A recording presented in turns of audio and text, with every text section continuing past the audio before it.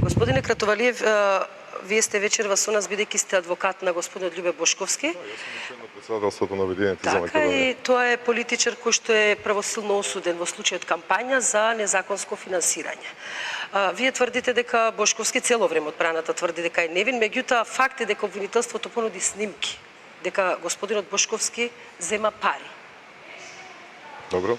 Во таа смисла ве прашувам околу дали е законско финансирањето на Обединети за Македонија, односно во тој период дали Љубе Бошковски незаконски зема пари. Вака се. Прво веднаш ќе ви одговорам на прашањето дали Обединети за Македонија легално се финансирало. Најодговорно тврдам дека не постои политичка партија во Република Македонија од нејзиното основање до денес која што има по-легална сметка од партијата Обединети за Македонија. Ќе ви елаборирам зошто. Прво за гледачите да направам една дистинкција во поглед на финансирањето на една политичка партија.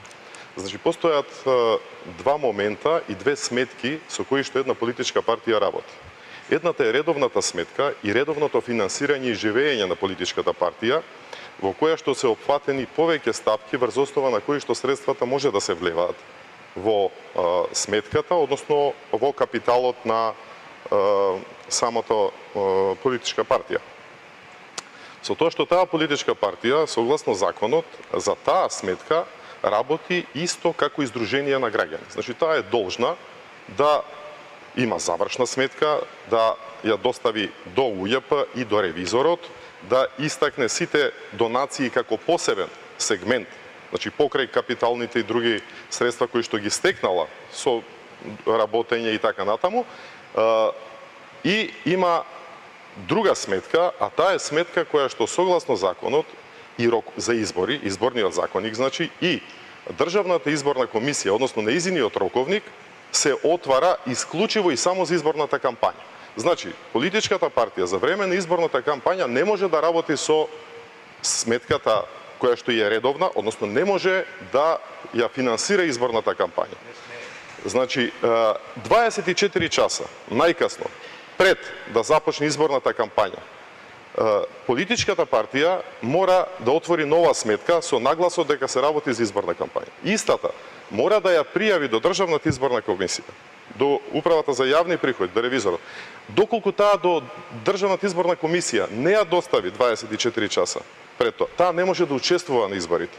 Значи, тоа е крај со таа политичка партија и изборниот процес. Сега, откако ќе ја отвори, сите донации, значи во рамките на таа сметка не може по други основи да се стекнува капитал. Туку може исклучиво и само врз основа на донации кои што доаѓаат од лица.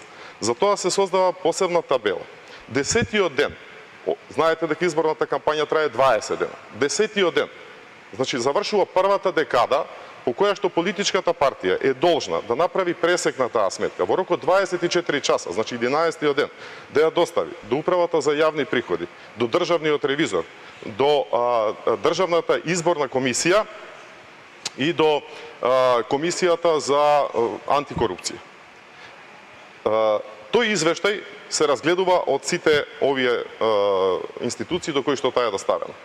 Следуваат нова декада од вторите 10 дена. За тие 10 дена, повторно, кога ќе истече 20-тиот ден, во рок од 24 часа, политичката партија е должна да го направи истото што го направила за првата декада, сега за втората декада.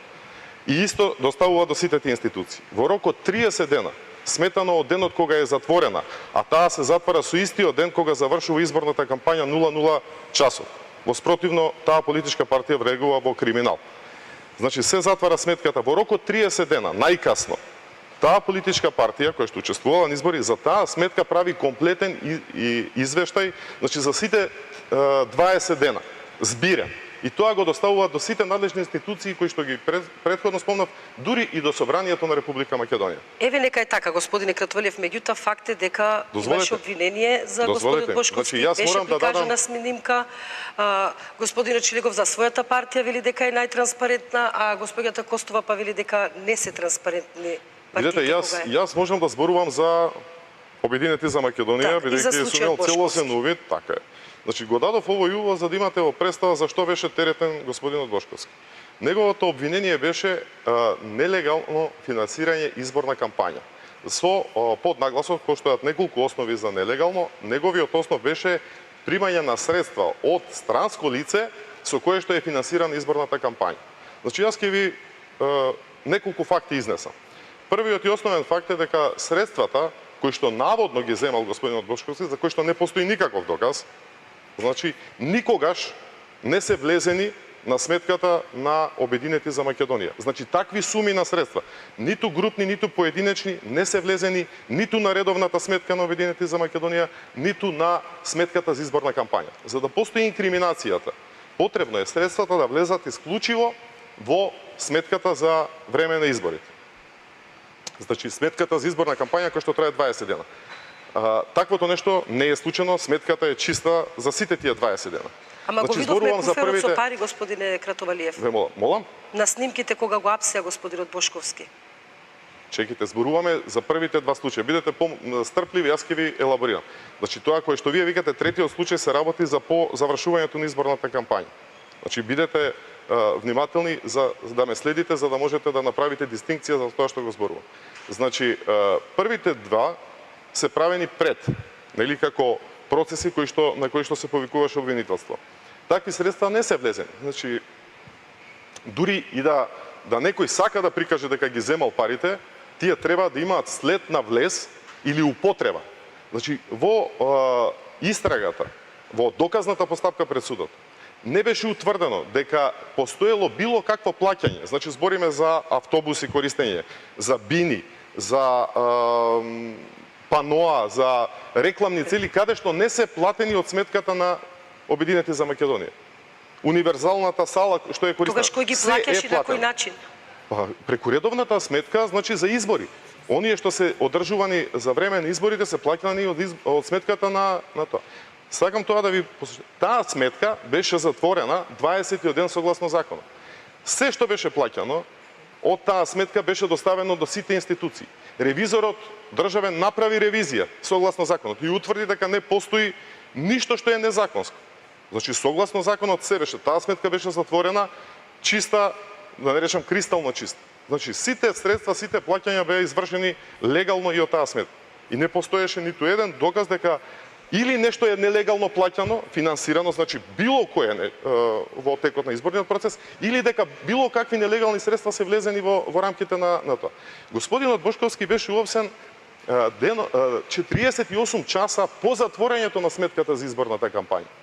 Значи, тие средства, дури и да се обидат да ги прикажат дека ги земал, а јас ви тврдам дека не ги земал, и ќе ви елаборирам зошто со докази кои што потекнуваат од Министерството за внатрешни и нивното вештачење, беше невозможно да бидат средства употребени во изборната кампања. Вие не можете да употребите нешто 48 часа откако веќе престанало да постои местото од каде што тоа може да биде или внесено или изнесено, односно сметката за изборна кампања.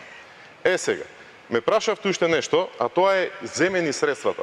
Тоа е шпекулација која што одговара, значи која што одговара веројатно на обвинителството кое што застапуваше процесот или на инстанциите судски кои што го работеа. Многу брго ние ќе имаме од Страсбур демант на тоа. Меѓутоа, ако ме прашувате, господинот Бошковски никогаш не ги допрел парите 100.000 евра за кои што стануваше збор. И тоа е во вештачењето на МВР направено, доставено до судот, каде што е утврдено дека освен папиларни линии на две женски лица, не постои друга папиларна линија на самите новчаници